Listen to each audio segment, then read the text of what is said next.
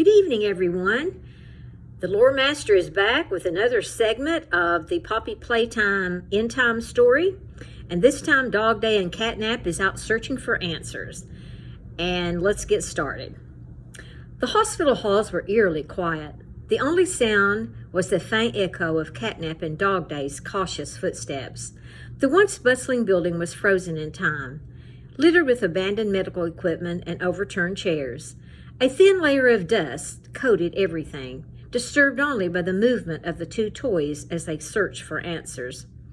Catnap's sharp eyes scanned the rooms they passed, her claws twitching nervously. "You think we'll find anything in here, Dog Day?" she asked, her voice low, almost as if afraid to disturb the silence. "We have to," Dog Day replied, his voice determined but laced with unease. "We need to know what happened, Catnap. We can't keep guessing."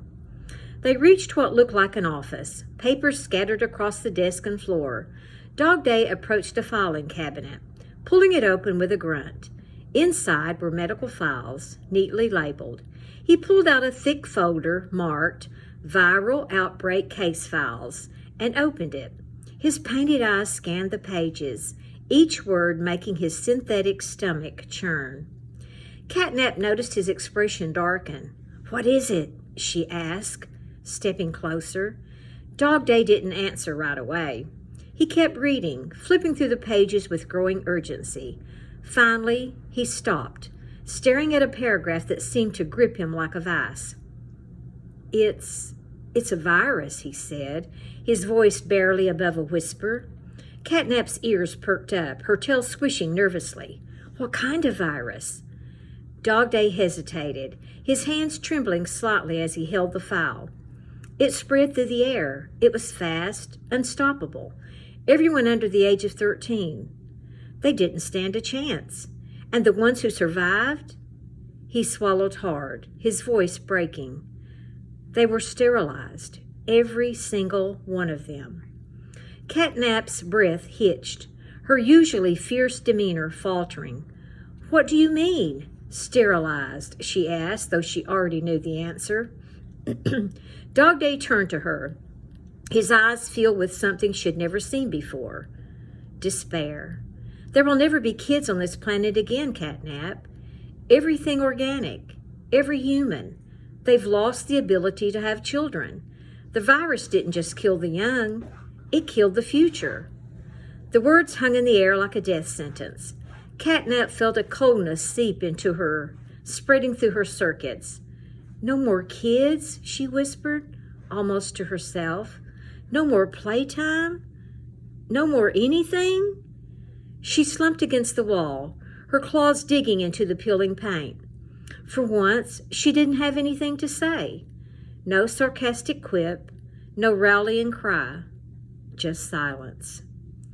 Dog Day set the file down on the desk, his hands balling into fists. "How? How did it come to this?" he asked, his voice shaking. "How could they let this happen?"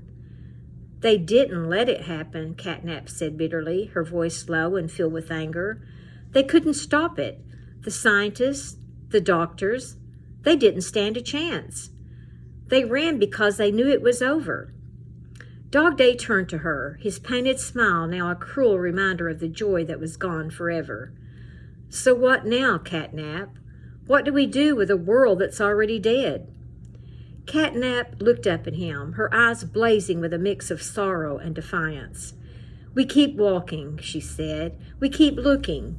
If this world is dead, then we find a way to make something new. We owe it to ourselves and to them." Dog Day wanted to argue, to tell her it was pointless, but he saw the fire in her eyes, the same fire that had kept them moving all this time. He nodded, though his heart felt heavier than ever. Together they left the hospital, stepping back into the empty streets of the Tri-Cities. The world was silent, but their footsteps echoed with a determination that refused to die. If there was even a glimmer of hope out there, they would find it. Because even in a world without children, without a future, the toys would keep going. They had to. Well, that's the end of this segment. And hope you liked it, and pass it on, and like and subscribe, and hope you'll tune in for the next episode. See you later.